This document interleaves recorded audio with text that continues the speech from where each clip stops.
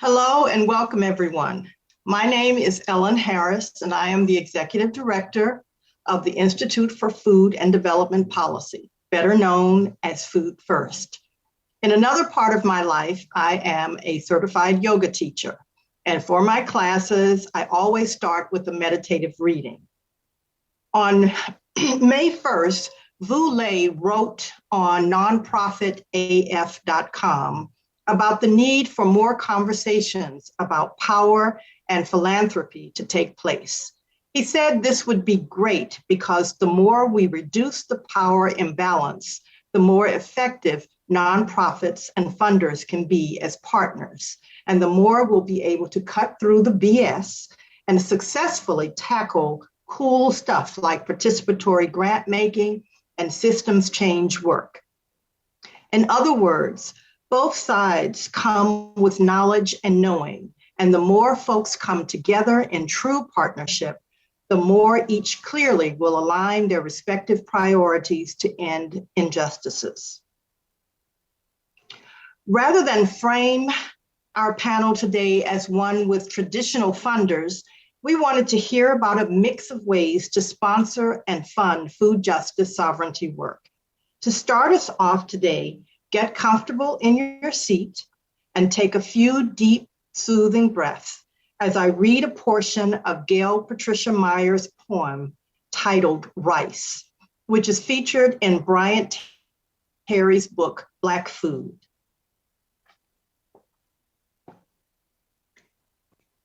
In my house, growing up, we ate rice every day. This is our dish. In spite of how our dish was made, we have not shame to feel. We make this dish in joy from trials and tribulations from all those years, feeling the mirages of 6 million lights, hearing the wafting of wind songs, singing the knowing. Songs that keep us free in spite of the talk of liberation. The empire's tongues talk of liberation, but we never taste the scent of our rice or the wet of rain. The rice people first. They knew the water and the rain and fished every day along coastal shores. In my house, we ate rice every day. We also fished, and I learned nearly early how to fish along water's edge on a backwater creek with snakes crawling, minding their own business, with my wooden reed fishing pole. With my aunties and uncles, we fished and ate rice as a testimony to our knowing. It was the dish we made, knowing rice and rain, rice tasting like survival, fish comforting like water. We bleed our ancestors' blood. We give to spirit what is theirs. We keep what we can eat and know what to leave in the fields. We are rice people first. We see beauty in the wind. We taste truth in the rain. For this dish we made to remember the 6 million souls beneath the sea. We are rice. I feel the spirit of those 6 million souls and others lost. Depending on our ancestral lineage, we are the rice, the corn, the special crop that feeds the world. Take one more soothing, deep breath, and let's segue to our third Rise Up, Scale Up Food First Listening Lab panel. Historically, Food First has used analysis and educational resources informed by its vast network of activist researchers to support communities and social movements. As Food First transitions to a more BIPOC-led Think and Do organization, we are convening a 4-part webinar panel series to listen and learn more about existing BIPOC-led boots on the ground food justice sovereignty work. We want to be part of the efforts to amplify those voices that take an assets-based rather than deficit-based approach and identify best practices, gaps, and opportunities to sustain and strengthen local regional food systems. Lastly, we are looking to these conversations to serve as a foundation for the development and implementation of a reconstituted Food First Fellows program. More on that later. During our first panel on April 22nd, we heard from representatives from community-based member organizations. Our second panel on April 29th spoke from a research and academic perspective. Now, without further delay, please let me introduce the moderator for today's panel, highlighting philanthropic and civic perspectives, Jordan Curry Carter. Currently, Jordan serves as the interim director for the Horning Family Foundation. Jordan is an anti-racist, anti-oppression practitioner who comes to this work with an intersectional lens and the guidance of their elders and ancestors. Their former organizing home is Black Youth Project 100, and they are on the board of instigators at Diverse City Fund, whose model of community-led social justice focused grant-making works to disrupt the traditional mainstream system in several ways. Please welcome Jordan Curry Carter. Thank you, Dr. Harris, and welcome to everybody joining us today. Pleased to have you in space with us. Want to invite you, as you're settling in, to please share your name, pronouns, and where you're joining from via the chat. And please feel free to engage with us via the chat throughout the session. As Dr. Harris mentioned, my name is Jordan Curry Carter. I use they, he pronouns, and I come to this work with the guidance of my ancestors as well as my elders. More specifically, my grandmother, Mary Alice Curry, who is a 90-year-old environmental justice organizer in Fresno, California, who has been organizing with in her community for over 15 years to shut down a meat processing plant that has been polluting their community. I also come into this work with the grounding and guidance of my grandfather, Dr. Ulysses Curry, who is 99 and was a general practitioner. I share both of their names and lift both of their work up to give you some insight for who I am and how I come into this work, this generations long work of leaving the world better than we found it.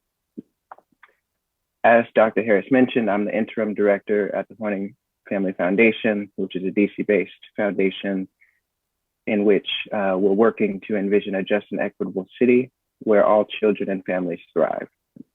HFF partners with organizations and community-led efforts to strengthen the movement for individual and institutional change that build power, transform systems, and achieve racial justice and equity. I'm also been a part of the board of instigators at Diverse City Fund, which is a movement accountable public foundation that invests financial and social capital towards racial and social justice. We fund and support efforts in DC led by and rooted in communities of color to realize liberation, spark solutions, organize against oppressions of all kinds, and create systemic change. I'll also share that the DC Fund is a space in which communities of color flourish, systems are equitable and sustainable, and the people who are most impacted by injustice build power, develop their own solutions, and create continuous change. Prior to joining the philanthropic sector, I worked at the National League of Cities as a program manager on the Race, Equity, and Leadership team, providing racial equity training and technical assistance to mayor's offices, city council members, and city government staff in cities, towns, and villages across the US. I also worked at the National Institute of Food and Agriculture, a branch of USDA, where I had the opportunity to work with 76 land-grant universities through the expanded food and nutrition education program, widely known as FNET. I share this work as well as my coming into anti-oppression work really through a food justice lens. When I first came to the unceded lands of Piscataway people, that is referred to as DC, I was working on food access policy and education. And as Audre Lorde offers to us, I experienced firsthand that folks do not live single issue lives. And that is the that has been and continues to be the catalyst that has moved my work forward to building and changing historical systems that lead to and impact our contemporary conditions. So with that, I want to just share a little bit about that, but to really welcome now the esteemed panel that we have for you today. We are joined by 5 fantastic speakers who I want to invite to the stage now, and really want to just give you a sense of who these folks are by way of some brief introduction of their bios before we get a little bit deeper into our discussion for today. First is Dr. Wendy Johnson. Wendy is president of All Things Healing, which is an LLC focused on nutrition advocacy, nutrition strategy, and nutrition policy. Prior to assuming this role, Wendy was employed by Nestle in the areas of nutrition, health and wellness, corporate affairs, and scientific advocacy representing Nestle USA, Nestle Health Sciences, and Gerber Businesses. Her interest and approach to her work was strongly influenced by more than a decade at the NIH as a part of the Division of Nutrition Coordination in the capacity of Public Health Nutrition and Health Policy Advisor. Over the course of her career, Wendy has worked to alleviate food insecurity, health inequity, and childhood obesity. Her efforts to dismantle the social determinants of health have been greatly shaped by her partnerships with resource-challenged communities who are essential to keeping the work focused on what is most beneficial to meet their needs.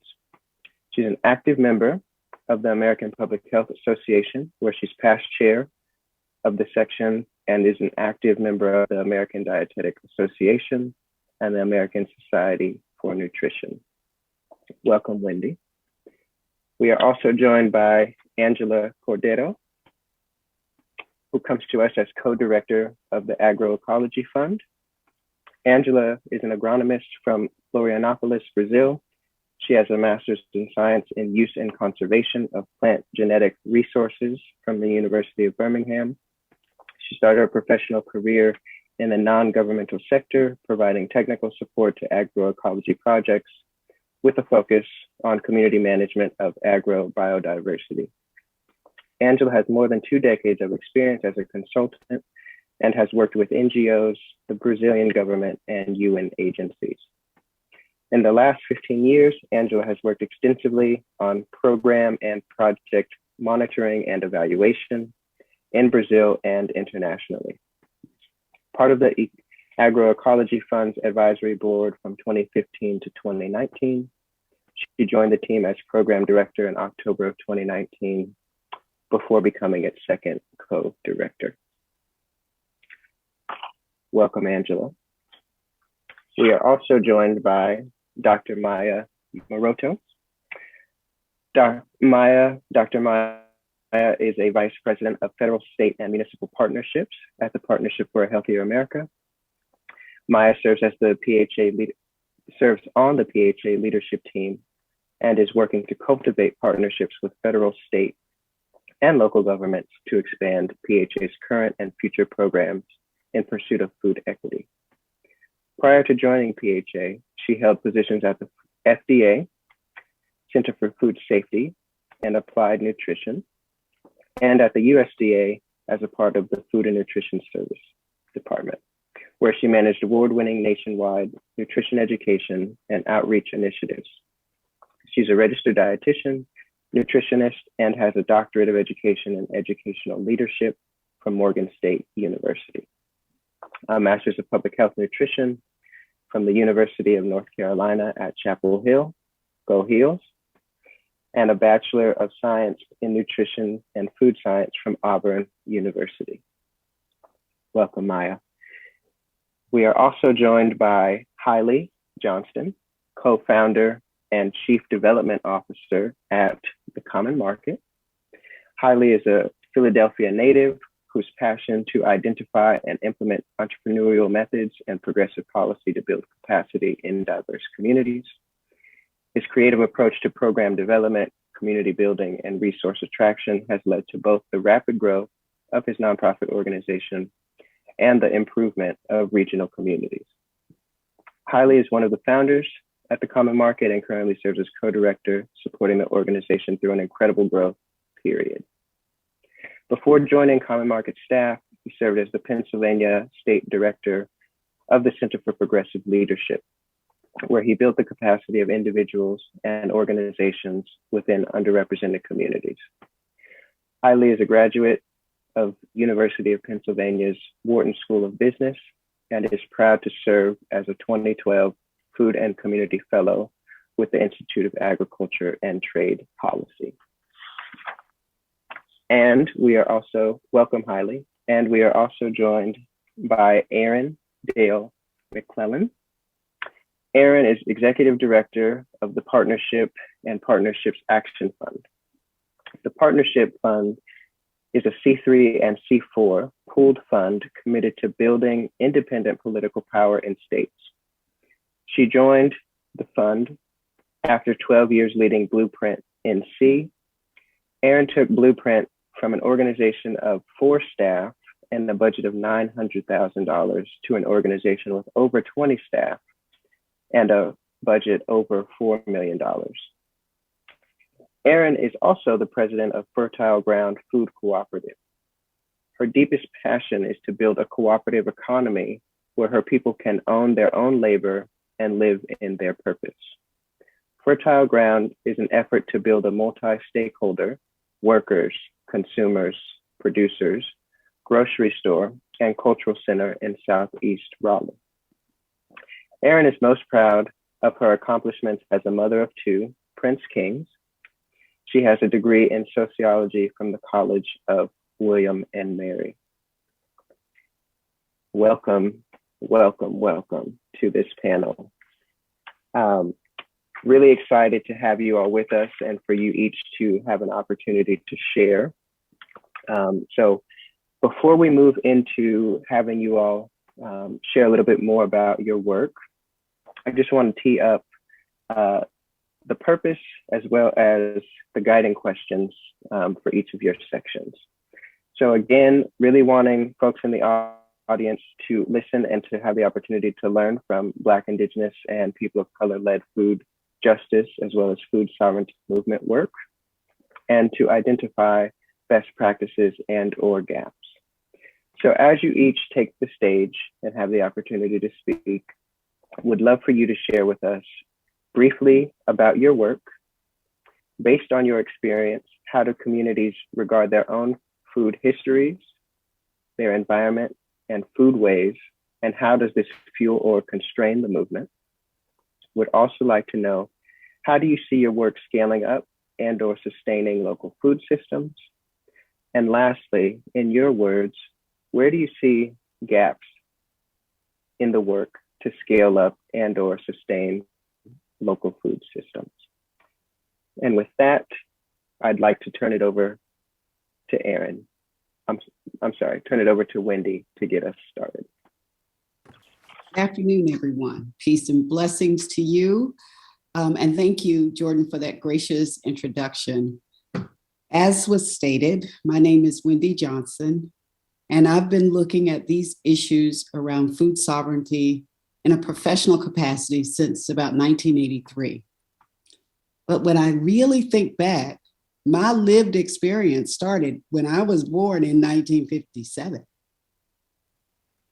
That was the year that I came into fruition on a small farm in North Carolina, raised by my grandparents, where we had all kinds of fruits and vegetables and pigs and cows and goats and lots of things around us that kept us fed. It was in 1968. I was 11 years old at the time, and there was a documentary on television on one of the 3 channels, because that's all we had during that time, that I watched, and it was called Hunger in America. That documentary changed my life because, one, for the first time, I realized I was really hungry.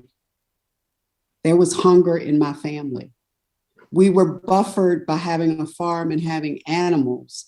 But when you look at what others had, we did not have those things. I kept that with me for a very long time, and I think about it all the time. It has influenced my career choices. I've done things like academics where I've looked at hunger in different areas, starting with HIV/AIDS and looking at wasting disease. I then went into research around childhood obesity, where I was really cognizant that hunger and obesity existed in the same households. And then I went to the private sector, which was really interesting because I wanted to make a difference in people's lives. And I had been pushing individuals to make change in an environment that was not conducive to that change. So my thinking for going to private sector was, well, this gives me an opportunity to change the environment. And for that, I am grateful. So now, after 40 years in the business, I have retired and I have a business called All Things Healing. The focus of All Things Healing is sort of like an amalgam of all the jobs I've done before, but informed by wisdom that comes with living a long time. My job is the best job because I'm my own boss, but it's also great because I get to tell the story. I get to change the narrative, to provide a different way for people to view our world. It requires me, however, to keep the voices of the people who I am trying to serve and work with and befriend. I have to keep those voices in front of me and keep myself humbled. I take that information to those who are crafting strategies and those who are developing policies so that those voices are heard. I believe that doing this in a less paternalistic way, which is usually how things are done, especially to BIPOC communities, is a way that recognizes the importance in allowing them to have that voice.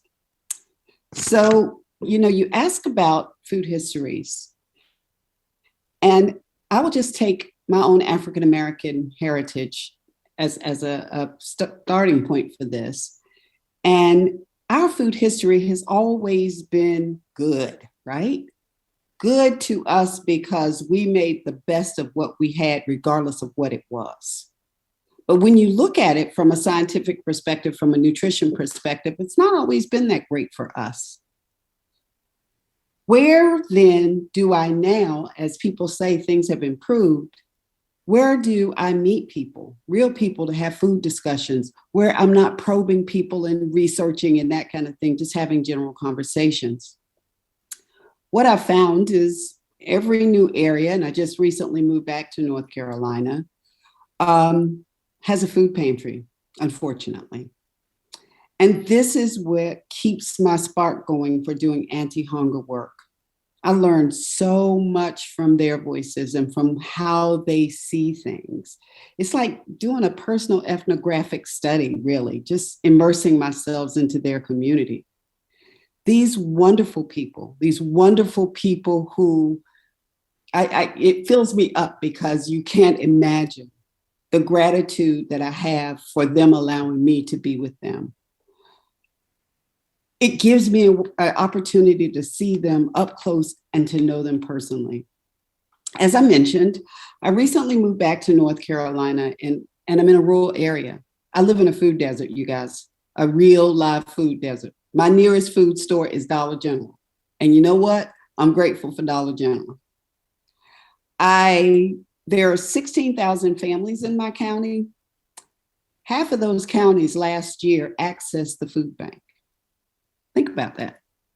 8,000 families in a 16,000 family county accessed the food bank. This speaks to how tenuous their food environment has been. I was struck by the executive director. She has a policy at the pantry that people can take anything they need from the pantry for their own personal use, the employees that work there. And this is a benefit that is very much treasured, because what I have learned is that people who do this work of providing food to other people often are in need of food themselves. But also what I've learned is many of the folks who do this work are respectful of others who are coming into the space. They respect them in a way that is genuine. It's not lip service. They don't judge them. They understand what they are providing. I look at food banks and I think, this is something that is a temporary fix to a problem. They look at food banks as a part of their food system. They think about it totally different. It has humbled me because who am I to say that this is wrong? Hear me out here. What I think they are reacting to is that sense of community that comes from sharing food with others. I really think that is it. So how can we keep that portion of it and allow it to have some longevity, not necessarily a food pantry, but a way of sharing with your neighbors, much like my grandparents did when they had stuff on the farm and people came over and got beans when the vines were full. How do we keep that part, which has been so much a part of our community, as a part of our food system? There's a lady who works at the food pantry. Her name is Miss Stella. And I asked Miss Stella one day, I said, Miss Stella, how long have you worked here? She said, I volunteered for 4 years, but I've worked as an employee for the last 3. And I said, you have the best attitude and personality, and people just love you. And Miss Stella said to me, it's not up to us to throw people away. There's something in there, guys. We cannot throw people away. We have to understand that everybody comes with a valued position. That is important. So as I think about the gaps in the work, think about what's broken. Let me tell you a story. This is a story that those of you who are in public health have heard many different ways. But there were these 2 women, and they were walking down the river. And one woman happened to notice that there was a baby floating by. And so she says, oh my God, there's a baby in the river. And without hesitation, she jumps in the river and gets that baby. Well, her friend says, well, I want to help. She jumps in and she gets a baby. So they're just down there pulling those babies out the river left and right. Well, the first woman says, we can't keep this up all day. We need to teach these babies to swim so they won't drown. So they start to teach the babies how to swim, and they're still losing babies. So the second woman looks at the first woman and goes, where are you going? Because she's climbing out of the river. And she goes, I'm going to see who's throwing these babies in the river and to get them to stop. So if you ask me, what are the gaps in the work around food systems? It is one, that we focus on the rescue. We focus on the rescue. We do that well. It makes everybody feel good. We do that well. We help them survive. We recognize the destruction that's caused. We help the individual survive. But what we've done less of is understanding the root causes and mitigating that with policy initiatives. Everyone knows about redlining. You've heard about redlining. We were so thrilled that redlining ended in the 50s, supposedly. What we have not accounted for is redlining is still having impacts in our communities. It determines who gets resources when. So anyway, I could talk about this all day. I'm going to stop. My time is up. Look forward to your questions, and I turn it back to Jordan. Thank you, Wendy. Really appreciate your presentation and all the offerings that you made. A couple of things that I did want to just emphasize as we move to the next speaker was really what you shared about relationship building and the need to engage authentically and move away from this paternalistic view of I know what's best for anybody or for other folks, and particularly the ways in which Black people, Indigenous people have been told what is best for you, right? And the way that other people of color that has been the normalized mode of operation. And so to really question and disrupt that flow, as well as your last offering around the importance of going upstream, right? And to not just focus on how can we address this immediate concern, but how are we actually addressing the root causes of this so that we're no longer engaging in the same ways, so that future generations are not dealing with the same contemporary conditions that we have today. So thank you, Wendy, for your presentation. And I'd like to now invite Angela to the stage. Good morning, good afternoon, everyone. I'm Zooming from Brazil. Thank you very much for the organizers first for this invitation. It's a real pleasure to have this conversation today. I love to talk about food because I think food is something that connects all of us. This is not farmers' thing or farmers' business. This is something that we have to deal with every day.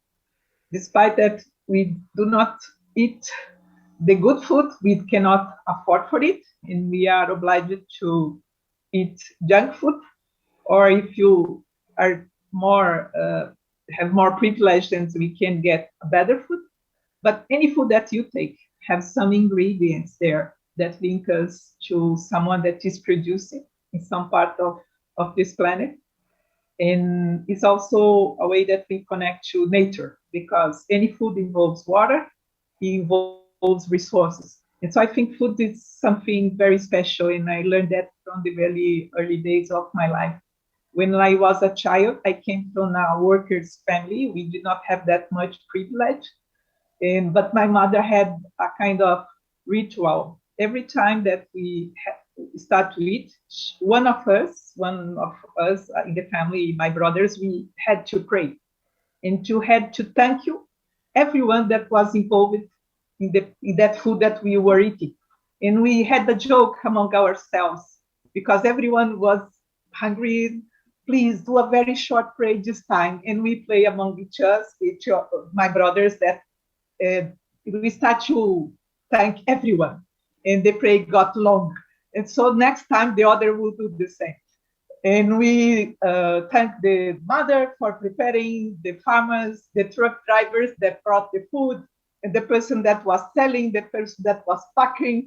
And so it was a kind of joke that we did at that time. But since the very early, I start to think about this chain of people that are involved in producing and transporting and selling, bringing the food that we have in our tables every day. So this is why I came to this, perhaps this is why I came to this area.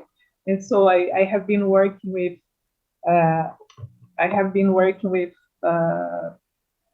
in this field since I got my degree in the early 80s. And since then, I have been involved with this agroecology movement. And what is agroecology? This is a social construction that I could say that emerged in Latin America, and currently is spread in many parts of the world. And basically, agroecology, some people think that is just a way to produce food without pesticides, but it's not that. It's an approach that is the rights-based approach to food systems that involves the way that you produce, but the way also that we distribute, we share the benefits, and we share power in the end of the day. I have some electricity issues. I hope I can stay, but if my connection breaks, I will get my phone. So I'm sorry about that. And so I have been working with the Agroecology Fund, that is a pool of funders that started in 2012. when the agroecology movement was already very strong in many parts of the world, and basically with the idea to support grassroots initiatives and developing a different way of grant making that is more based on trust-based relationships that give the power back to the people that are involved in the movement in terms of the decision-making process about the grant making. And so Agroecology Fund is starting in 2012 with 4 funders, mainly philanthropic foundations from the US. And currently we have around 41 foundations from US, Europe, and also one from Asia. And with the last grant cycle that we are just finishing this week, Agroecology Fund in 10 years has provided around 200 grants, around $14 million to grassroots organizations, collaboratives in more than 70 countries in the world. I'm sorry. And one of the, I think, the landmarks in the Agroecology Fund history was during the pandemic. Agroecology Fund usually work with medium-term grants. Every year or each 2 years, launch a call for nominations from funders that participate in the fund and also from the advisors. Agroecology Fund has an external advisor composed by people that are linked to the movement in different parts of the world. People that have indigenous peoples background, people that have Afro-Latino background, and it's a very diverse group of people, 13 advisors currently, and from Malaysia to Hawaii, from Africa and many parts of the world that have linked with universities, linked with social movements, linked with indigenous movements, and linked with the agroecology movement in the different parts of the world. And so one important, during the pandemic, there was an issue whether Agroecology Fund should work with emergency response, because that was not the way that Agroecology Fund has been working with the grant making process. And so we had some internal consultations and said, no, we cannot stay just watching what's going on, because the food systems were hugely impacted by all the restrictions in terms of mobility that because the lockdowns and all the other measures that governments took in many parts of the world to, to respond to the situation in the beginning of 2020. And then we launched an emergency response call to support the frontline organizations that were responding, exposing themselves to the contamination, to address the issues on local food systems in different parts of the world. And that was an amazing learning for all of us, because during this crisis, you see lots of creativity, how people that are in the front line, they can find amazing solutions that governments with millions of dollars cannot do. And so basically, Agroecology Fund has supported 59 organizations in 45 countries, grassroots organizations in the very front line of the process. We had some grantees that they have been arrested during the process because they were trying to distribute food, bring food from farmers' communities that could not have license to move during the pandemic. In some countries, the governments put these rules in place. They have applied many flexible rules for supermarkets, big supermarkets, but farmers could not move to sell their products and to go to the farmers' markets in place that they did before the pandemic. So there were lots of initiatives trying to restructure these links between farmers and vulnerable population that could not also access to food. And there are amazing initiatives that emerged during this process. And through this network of advisors that Agroecology Fund has, we were able to receive more than 100 proposals in less than 1 month, linked with these very grassroots organizations in many parts of the world.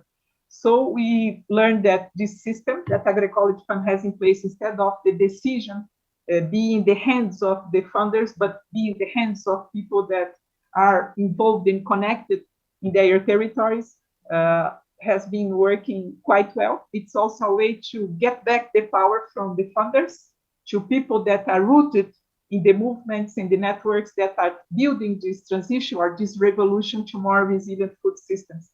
And we have also learned that even during the pandemic, the most complicated situations in many parts of the world, local organizations, grassroots organizations, they did amazing things, innovating a lot in a way to address the emergencies in terms of food supply for the vulnerable population.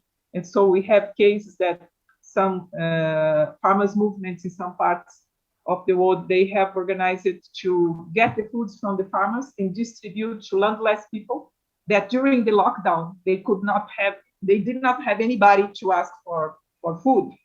And so they organized that in very beautiful initiatives and collaborations between vulnerables in the cities and farmers that are involved in the agroecology movement.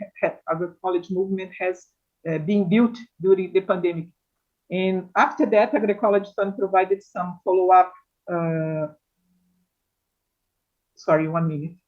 grants to these many initiatives that emerged. And the territorial market issue became a very important issue in the agenda of many grassroots organizations. So now there is a very strong movement or restoring the local food systems in terms of the connections and having the food system more localized. And this is a long-term struggle because you know that food systems are very concentrated in a few hands. And it is an opportunity also to get back to traditional knowledge and empower local communities to have the control and bringing the concept that is very important about food sovereignty. We talk a lot about food security and nutritional security, but food sovereignty is the capacity to have a choice to decide what do you eat and when we eat and how we eat. And this has been a very important principle in the agroecology movement that has emerged much more strong because the crisis that we had, the pandemic, and we have also the climate things that are. So my time has finished, but I think there are many things that we can learn during this crisis, and especially from the grassroots organizations that are in the front line and are the ones that find the solutions and implement that and give many important lessons. So the funder community should be open and listen and watching and supportive to these groups that are the ones that make the transitions and the revolution for something more just and more fair. Thank you. Thank you, Angela. I really appreciate you sharing your own story, historically, starting with grace and gratitude for all involved in the food system, and moving that into the work that you are currently doing and that the fund is doing as part of a global movement that is really focused on ceding power and returning power to grassroots entities, organizers, folks on the ground who are most impacted, who also have solutions, and ensuring that they are able to exercise that.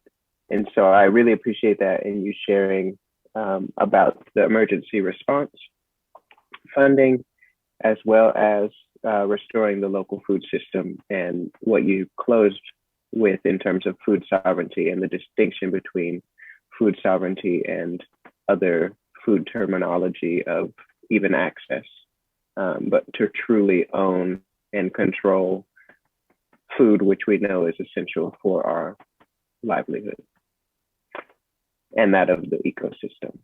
So thank you for that, Angela. And I would now like to invite Maya to the stage. Thank you so much, Jordan. Thank you for that introduction. And thank you to Dr. Harris for having me today. And thank you to everyone on the panel. I feel very blessed and honored and humbled to be on this panel with you all today and learning from everyone. And when I think about where my food history kind of starts and, why did I become a dietitian? I think back to my mom raising me as a single mom in Baltimore. She was an on and off recipient of food stamps, but always shielded me from those struggles that she was going through to sometimes put food on the table. Um, she was a health educator, so she was always at health fairs and working with young girls in the projects to teach them about everything from sexual health to nutrition, and that kind of just permeated my upbringing. I was also very struck by watching my mom's mom, my maternal grandmother, succumb to type 2 diabetes and ultimately Alzheimer's disease, which ultimately took her life. And that was, I think, a big factor in terms of me choosing to go into nutrition, to study the connection between nutrition and health and how we could, help people in this way. And I started my career as a renal dietitian. So I was working in a dialysis clinic in Decatur, Georgia, right outside of Atlanta. And, was very bright-eyed and bushy-tailed and thought if I can just explain these renal guidelines, then everybody's phosphorus will come under normal limits and potassium will be, great as soon as I just give them these pamphlets. And quickly learned that as long as Checkers was next door selling 99-cent cheeseburgers and that people were returning to environments that were just absolutely not conducive to maintaining healthy habits, where they were struggling with housing insecurity and all sorts of issues that were way outside, that really inspired me to go back and do the public health route and say, okay, how can we start to tackle some of these larger issues that surround people and that have an even bigger impact than maybe handing them a pamphlet and just explaining, some guidelines to them. So, I've had a very interesting career journey and just recently have joined the Partnership for a Healthier America and was really inspired by PHA's mission to address food equity. And if you're familiar with PHA, you may know that it was founded in 2010 to build on former First Lady Michelle Obama's Let's Move initiative. And PHA started out, the vast majority of our work, working with the private sector. So working with basically food companies to reformulate their products to get salt, sugar, and fat out of the food supply. But kind of like what Angela was saying in terms of a pivot happening when the pandemic hit, that same thing happened with PHA, where the unequal impacts of our food system were so clear and apparent that PHA's mission evolved towards food equity at the start of the pandemic. And so at that point, PHA really started looking at how can we help every family in every zip code have access to good food, and that's food that's healthy, affordable, culturally relevant to the people who are consuming that food. It's desired by the people who are eating it. And so PHA's work is really working towards helping people access good food. So PHA has a number of different programs that support that. So one is Good Food for All, which is a program where families are receiving 12 weeks of high quality produce, where everyone in the family, a family of 4, can have 2 servings a day of produce every day for 12 weeks. And what we hear and what we know from research is that that amount and duration and frequency of receiving high quality fruits and vegetables actually changes people's behavior, even beyond the program. And the other thing that's really interesting about the way PHA is running this program is that it's being done with a robust evaluation, collecting data on how willing are you to pay for this? How has this changed your habits in your home? And using that data to go to the retail sector to say, okay, now what? People want this. People are willing to pay for this. Now, where will you come and meet folks in the middle and provide them with ongoing support so they can keep going with these healthy habits? PHA has also developed some low-cost meal kits. So I know I've played around with different meal kit subscription services, and every time I cancel because I look at my budget and I say, this can't go on. I mean, I love it, but it can't go on. So PHA is experimenting with meal kits where it's $4 per serving. They're plant-forward meal kits. So we don't feel like meal kits are something that should be only available to people with loads of disposable income. But how can we experiment with putting these out at the cost of, a fast food meal in under-resourced communities? And then also another program that we've recently started, or initiative we started, is working in the Mississippi Delta. So we're doing regional food transformation work in the Delta. And that's where I'll focus the majority of my remarks today. And so right now, the gap that PHA is really focused on is that retail gap. So we know that government solutions like SNAP and WIC and school meals and all of the surrounding programs are extremely important. And as you know, Wendy talked about, those charitable solutions are extremely important part of the solution. We think all of those must go on, must be strengthened. But is there a role for the private sector and for the retail sector specifically? What is their role in supporting food equity? So that's where PHA is focusing our work right now in terms of our food equity movement. So in the Delta, PHA started out by doing stakeholder listening. So for 9 months, starting in October of 2020, PHA gathered 60 stakeholders to say, how can we build a more sustainable, resilient food ecosystem that's centered around community ownership and also centered around health? And what we heard fell into this 3 categories: the next, the new, and the native. So we heard that people really want to mobilize the next generation in ag and in eating healthy. Most of the people involved in ag are over 65, and there's no successors lined up in terms of getting involved in this. So they're like, we have got to get the next generation involved. They want new, so new technologies for marketing and growing and distributing healthy, affordable foods in the community. And the native is uplifting the people, the cultural traditions, and the locally grown foods of the Delta. So to build on that, we started talking to young families. So we talked to young adults, ages 20 to 35. Many of them were parents.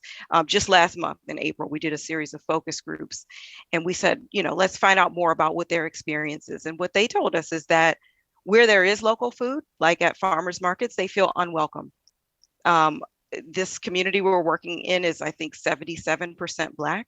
And they said the farmers markets are just for white people. They're not for me. There was only one major retailer in this area. There is only one major retailer, and people are driving over an hour if they want another choice. And we also heard that this area is not a monolith. And when you talk about cultural foods and cultural traditions, it very much is sort of generational. If you ask the older generation, what are the foods, the important vegetables of the Delta? We hear greens, we hear sweet potatoes, we hear purple whole peas.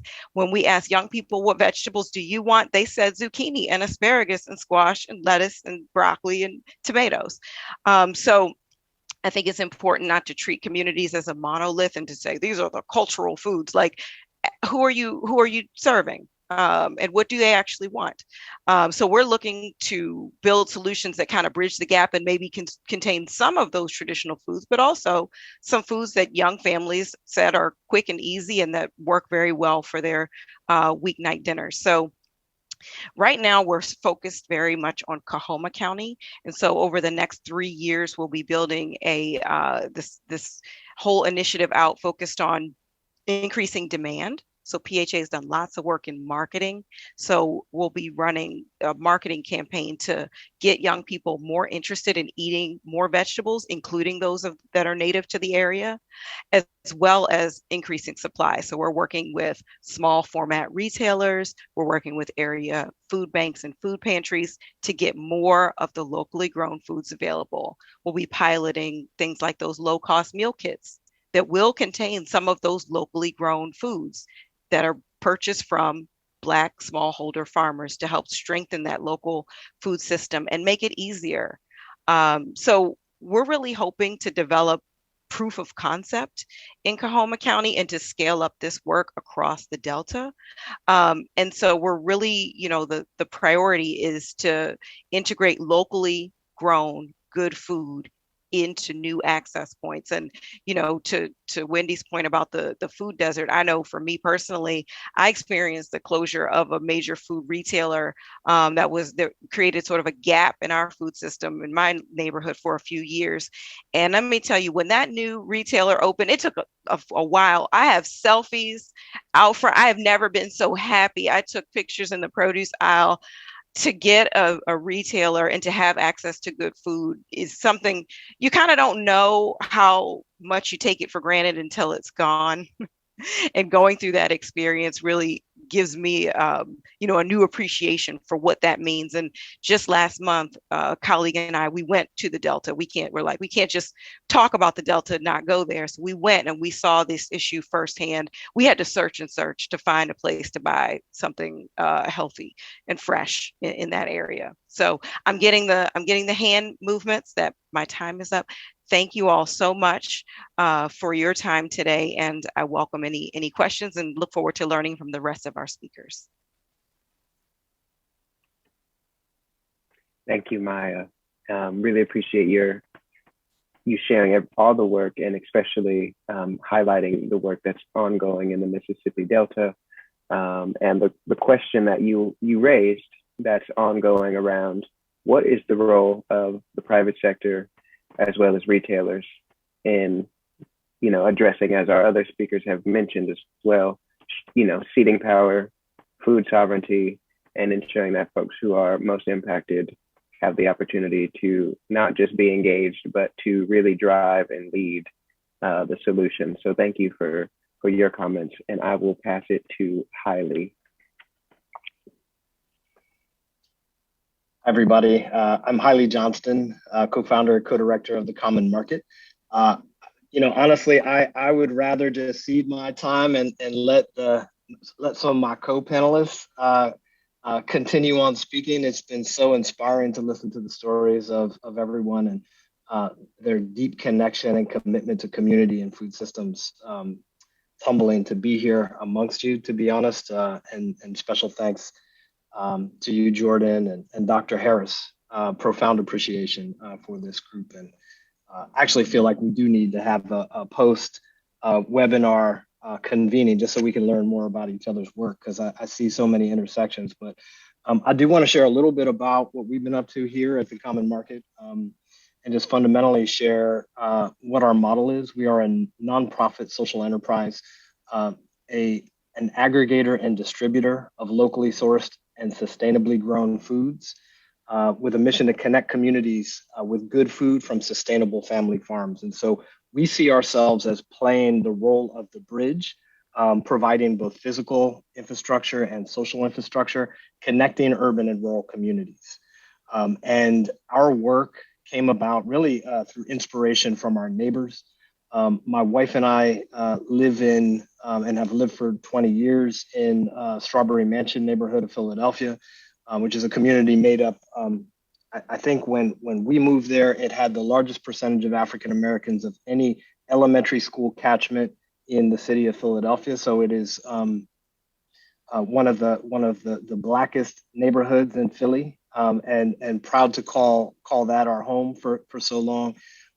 Many of our neighbors are multi-generational in Strawberry Mansion. Their families moved up before World War II, looking for opportunity in the city, looking for an opportunity for gainful employment prior to the war and during wartime, working in manufacturing.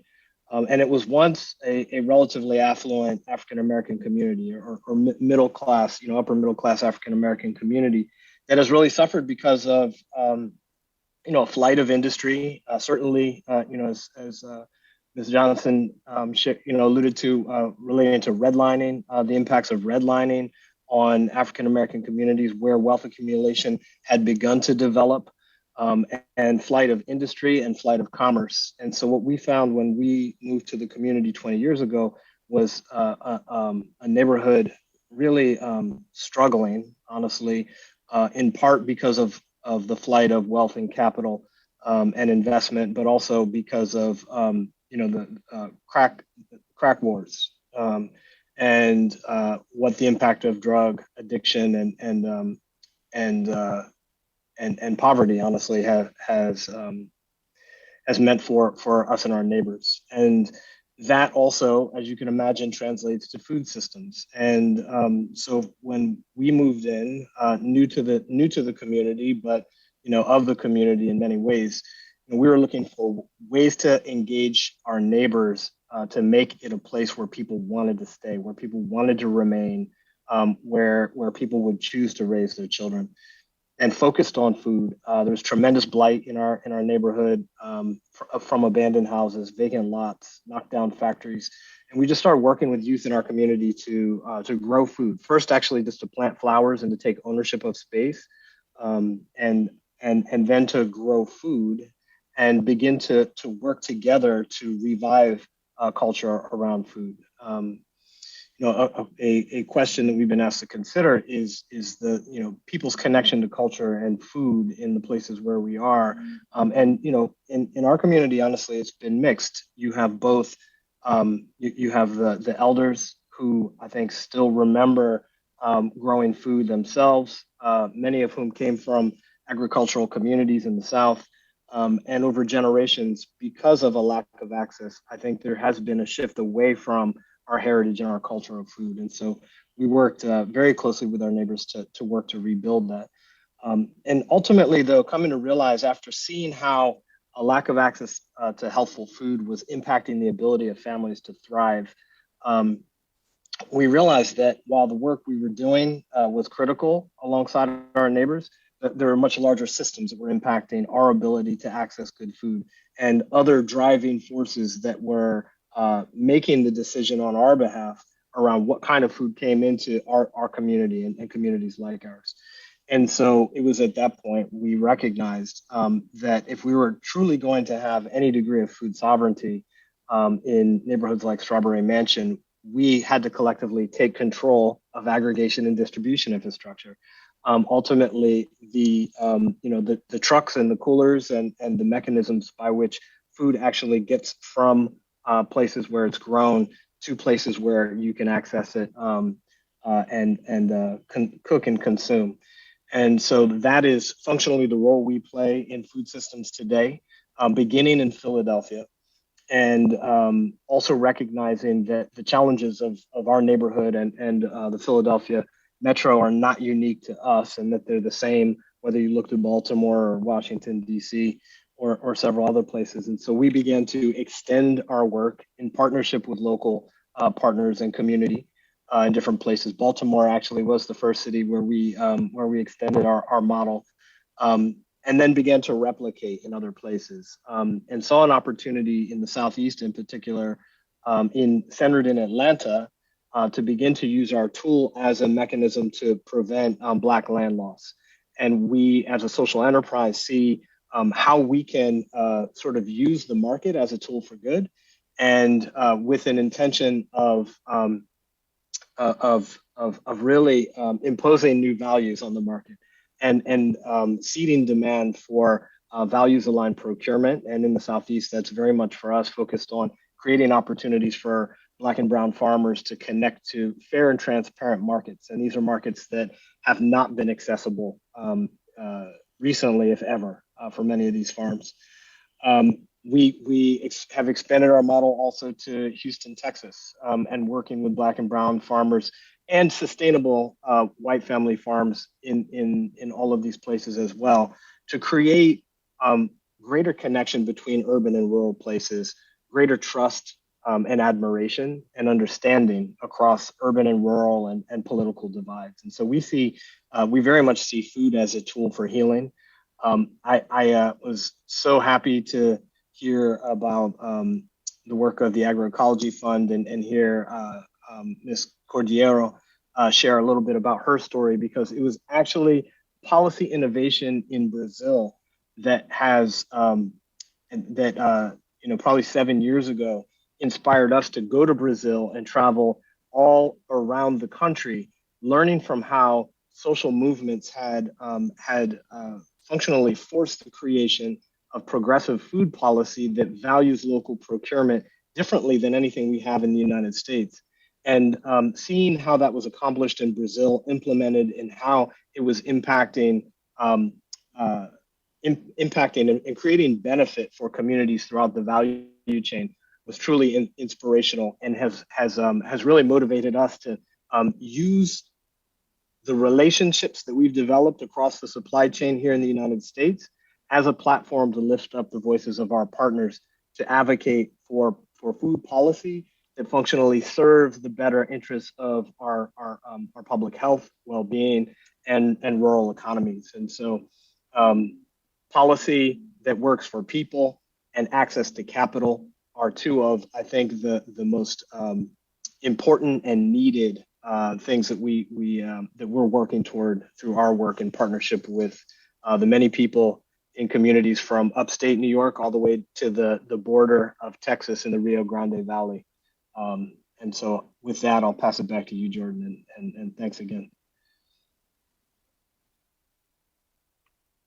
Absolutely. Thank you, Hailey. Really appreciate those offerings and speaking about the inspiration and really where the common market originated from, neighbors coming together and collectively determining what the next move would be. And also speaking again to, as we've shared and as has been shown through many of the stories today, just the continuation of our contemporary realities being directly resulting from historical policy, practice, and procedure, right? And so you spoke at length about divestment, and redlining was mentioned earlier by Wendy. We can talk about the ways in which those policy decisions have been made, and you can see it regardless of where you're situated. We all know what it looks like when there's one grocery store or no grocery stores, while knowing that food is something that is required for our livelihood, for our wellness, for our wholeness. And so that is, and so I lean on that and appreciate the comments that have been made. And I am delighted to pass it to Aaron next up. Greetings, everyone. My name is Aaron Dale McClellan, and I go by she, her pronouns. I live in Raleigh, North Carolina, and I'm the executive director of the Partnership Funds. The Partnership Funds is a C3 and C4 pooled fund that's focused on building independent political power in states. And we see a core function of our work developing relationships between funders and frontline organizations and advancing what we call co-creative grant making, where based in our relationships, we're able to work together and ask people, what do you really need to be made whole in your work? What does your organization need?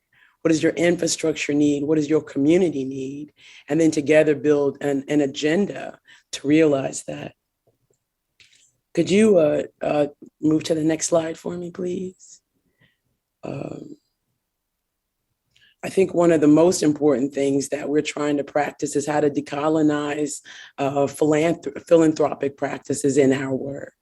And many people know, the money, a lot of times that foundations have been able to gather, grow, that money many times came from exploited workers and were extracted from communities across the country and sometimes across the world.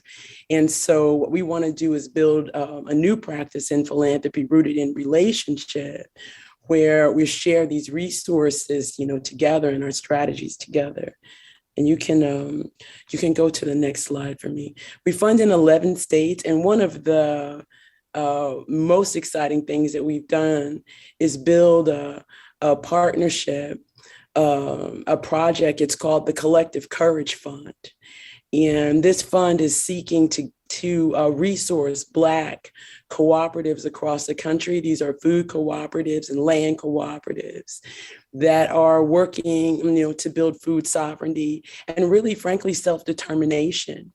The values of the partnership funds are community, nature, and self-determination. And what that means is that our work leads to people being able to, in their own communities, build the strategies that work for them and not come to their communities and sort of tell them what they need. You can go to the next slide. Thank you. So the Collective Courage Fund is a fund that gives general operating gifts to these organizations. We were blessed to get the sign off of Jessica Gordon Nimhart, the Dr. Jessica Gordon Nimhart, who wrote the book Collective Courage, which is about the history of the Black cooperative movement in the United States. It talks about the lessons and the challenges. And we are really an organization and a foundation that does a lot of traditional civic engagement work, supporting folks to get out the vote and do voter registration, et cetera. And that's really important. But ultimately, we all know that voting is a tactic and not a strategy. And so while it's critical to get people out to vote, we have to also admit that our folks have been voting and voting and voting and voting and voting, and our material conditions have not changed. And in some cases have gotten worse. And so our foundation is really committed to building power in membership-based organizations, cooperatives, or those kind of organizations with real human beings in relationship, and supporting those organizations develop the strategies in their communities that build power and that sustain power. We define power really as living energy. The ability, power is collective. And power is the ability to decide your agenda, to advance your agenda, to win your agenda, and then to be able to maintain it. And so that really does require sort of people-centered, people-governed, powerful people-centered organizations. At home in Raleigh, you can go to the next slide for me. One more thing, okay. At home in Raleigh, I am the president of an organization of a cooperative called Fertile Ground, a food cooperative. We're an effort to start a community-owned grocery store and cultural center. We've been organizing since 2017. We have over 700 member owners, and we're really focused on, underneath this idea of the grocery store, is building a solidarity economy in our city. We think that it is important that we have models that provide food, the food bank model, which is important, and food delivery and food pantries. We think these are really important models, but essentially what we want to do is support community to grow its own food and have complete control over the food systems in our community. So that's where the food is grown, where it is sold, and where we kind of gather to enjoy it, and to have the resources to build the infrastructures to connect different communities together that are doing this, and help us to build a whole food economy that really is in the hands of the community and in the hands of the people, not something outside of their own community. We ourselves also live in an area where we would use the language of food insecurity. We don't actually believe in food deserts because deserts are naturally occurring, and food insecurity is not. It's really rooted in structural racism, capitalism, and commodifying of our resources, and really theft of land. There's so many other impacts. I really appreciate what you said, Jordan, about not living single issue lives. It's really important that we remember that our access to jobs, clean water and air, and food, education, all of these things go together. They're really connected and interrelated, and they impact each other. And so we're seeking to, at the partnership funds and even with Collective Courage, invest in building a new united front led by the cooperative movement that's advancing democratic practice, economic solidarity, training, and education. And in the cooperative movement, when you buy a share, you're an owner. You're not a person that is being, you're not a receiver of charity. You're an owner of the operation yourselves. And then you also have a vote in how the organization runs. One person, one vote. So we advance the democratic practice. We believe we advance wealth practices. We advance belonging through the cooperative movement. And so that's sort of a part of the heart of some of the work that we're doing.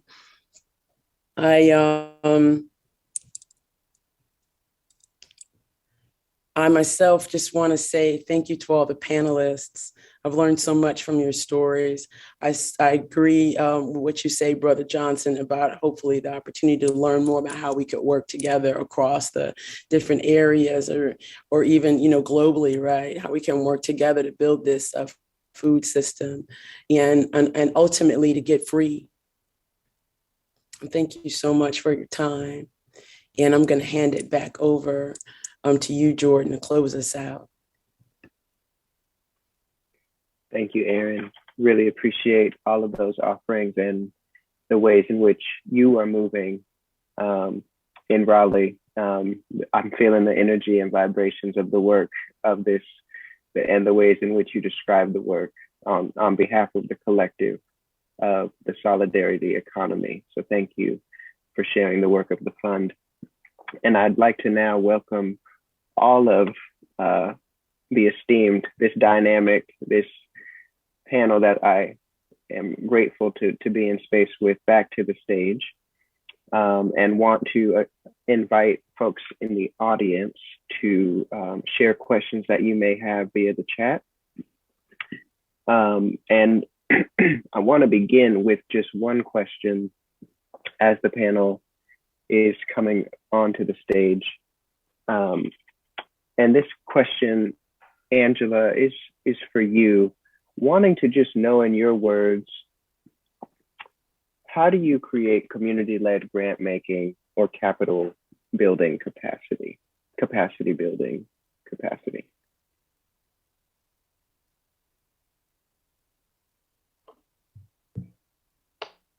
Well, I think there are many inspiring initiatives in many parts of the world that have built their own systems on revolving funds to support community members in their needs. There are many examples in many parts of the world. In terms of the Agroecology Fund work, what Agroecology Fund is trying to do is to decentralize the grant making in the fund. And so during the Cristobal storms that hit the Yucatan Peninsula in Mexico, in the same time as the pandemic, Agroecology Fund started a region, what we call a regional fund, that is led by a local organization of Maya people.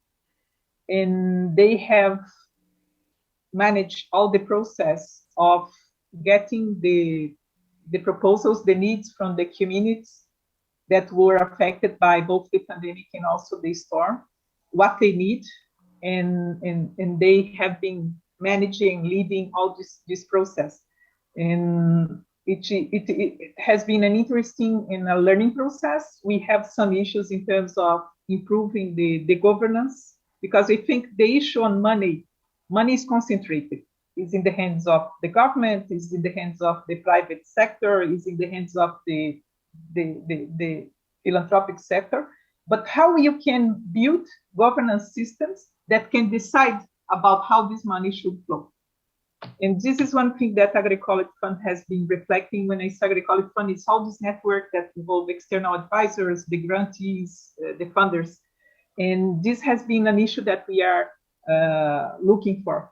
And also learning with other types of community-led funds, indigenous peoples-led funds, Afro-Latinos-led funds, women-led funds that there are in many parts of the world. And the governance is a key issue. Who decides money for what, how much, for who, and how we can control that. We have also some initiatives that, like, for example, to develop another way to do farming. It's quite complicated because credit in most of the countries, it's very target to use pesticides, to use chemicals and everything. And so usually who is trying to do something different does not have access to credit. And you need credit to do farming differently. You need credit to buy, to build a business. And so there are many initiatives that people are joined together. Agroecology Fund has supported some of these initiatives that provide some seed money, and they build the fund, and they build the rules, and they build the criteria, and they manage as loans. We have some examples of of that, including that they can use these laws in some places as guarantee to have access to public credit. And so I think there are many innovative and interesting things. And one key issue that we have learned is that pay attention on the governance, to have it participatory, many voices, and diversity, deciding about where the money should go. Thank you, Angela. Wendy, I wanted to come to you with a question, just to hear from you a bit more about the work, and in your words, how do you measure success? What does success look like from the vantage point that you're at right now? So success for me looks like success for my community. What they believe is acceptable for them is important. I think one of the things I did this study where I was looking at childhood obesity rates. And I actually asked a series of questions of Black caregivers. What was most important? I had murder, drug addiction. I had, all the ills of our community. And what they said to me is obesity is going to kill people further down the road. The more immediate is what is success for us. So getting rid of the drugs, getting rid of the gangs. So what that has forced me to do is to really think about success through the eyes of the community. So for each situation, that would be a little bit different. Thank you, Wendy. And we have a question here. What are some ways to get involved in this project in Mecklenburg County? And so this question is coming from Naomi in the audience. So if we could respond to that. I'm not familiar with them. I know where Mecklenburg County is, but I'm not familiar with it. Are you, Aaron? Is this person saying they live in Mecklenburg County and they want to get involved with the project, or they're asking? Question. Yeah. Yeah, we can, that's the context that I have. Do they mean with fertile ground? Yes. Okay, well, I'd be happy to share my email address.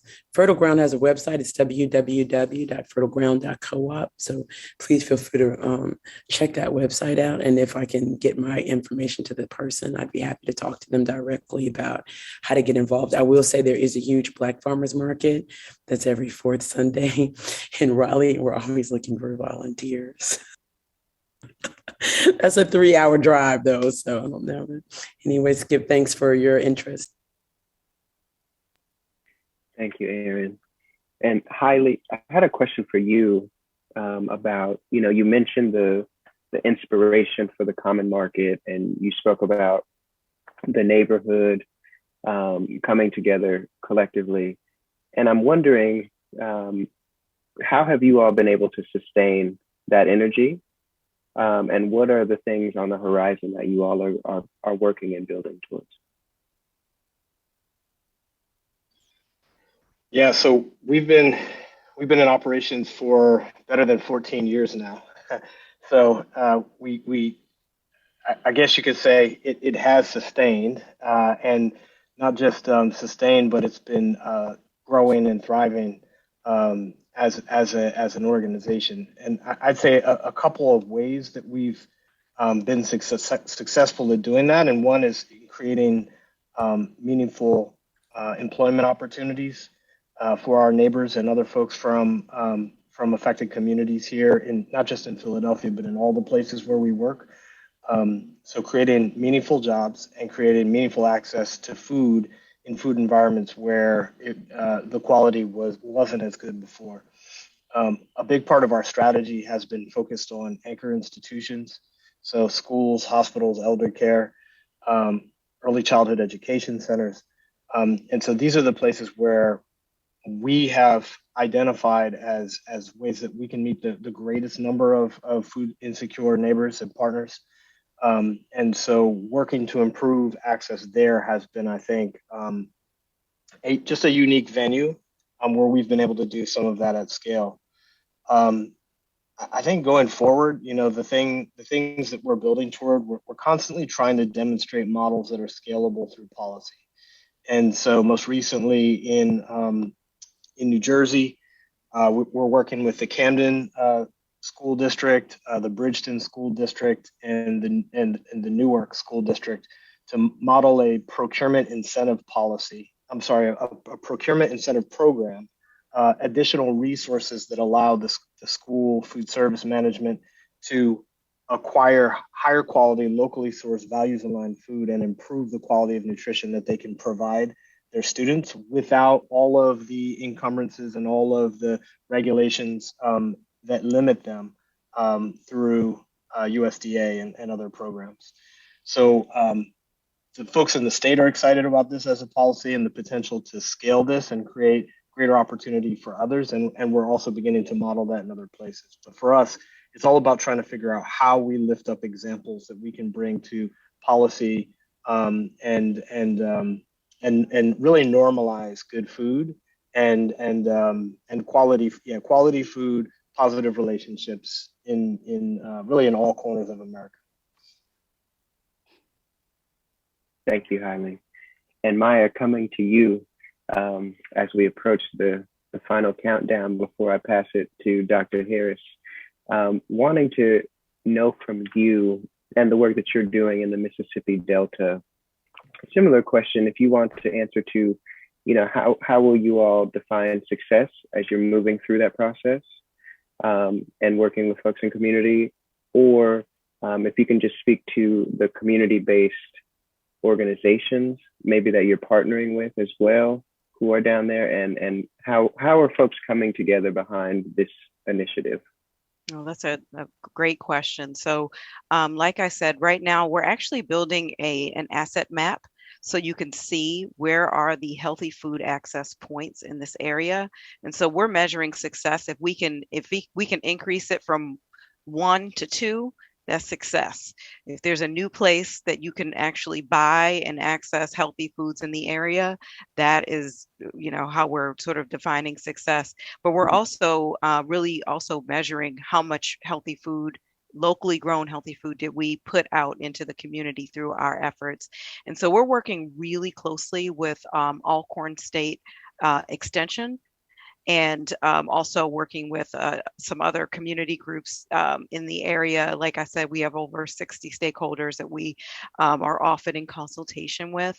But we're, looking to get feedback from the community as we go, and we're in constant communication. We actually, PHA has 3 employees on staff who live in the area. So it's not like a DC DC-based organization is just doing this work. We have made the investment and made sure that we have folks who are actually representative and who live there, who are informing every aspect of this work. So we're hoping we can leave a lasting program and a lasting impression in the area. So we'll certainly keep you posted over the next few years. Thank you, Maya. And thank you to this entire panel for all that you've shared with us in this Q&A, as well as your presentations and giving folks insight to the work that you're doing around this very important topic of philanthropy and civic perspective. So really appreciating and sending gratitude to each and every one of you, and thankful that you came and participated with us today. And with that, I will turn it over to Dr. Harris.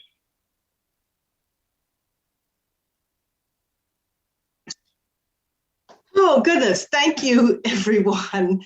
I'm with you, Hailey. I'm just sitting here thinking like, okay, I got 50 billion questions I want to ask. And we need to talk more, or I visit each one of you or something. This is has really been a great time that you've spent with us today. I really, really appreciate all of your comments and your stories, and I really appreciate how you all have you humanized it with your stories.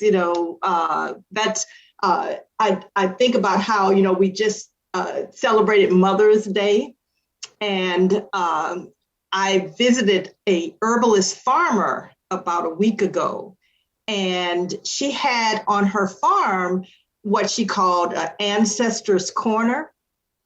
And it had plants and a chair and things. And I told her, I said, I'm going to have to replicate that when I go back to my little piece of land. So I created my little ancestor seat and put plants there. And I have a little placard with my mother's name, my grandmother's name, and my great-grandmother's name, who I didn't know, but my grandmother shared, stories about her. And I did this on the Saturday before Mother's Day. And I went to sleep, and I swear, now I'm not a touchy-feely person, but I swear my paternal ancestors spoke to me that night and said, "You forgot us." And I woke up that next morning and I said, I have a book. My father's family is a huge family. And I have a book that a relative did back in 1994 that kind of traced the family tree. And I found it. Thank goodness I hadn't lost it. And I hadn't really recognized the fact that I know all the way back to like 5 great grandparents, and it was such a revelation. So I had to go and do little placards for my other great grandmothers, and my paternal grandmother I'm named after. So that was really it. But I am sitting at my desk here and appreciating everything you all have said. And I'm looking out at my ancestor seat with all my grandmothers. But I'm probably going to have to do a grandfather's thing for Father's Day. But anyway, I sort of digress. But you all telling your stories kind of come to the heart of, why we all are doing this work. We want to make a contribution. We want to make a connection to our communities. And I thank you all very much for everything that you've shared with us today. And moving on, I just wanted to share a little bit about the Food First Fellows program that we are initiating or reconstituting.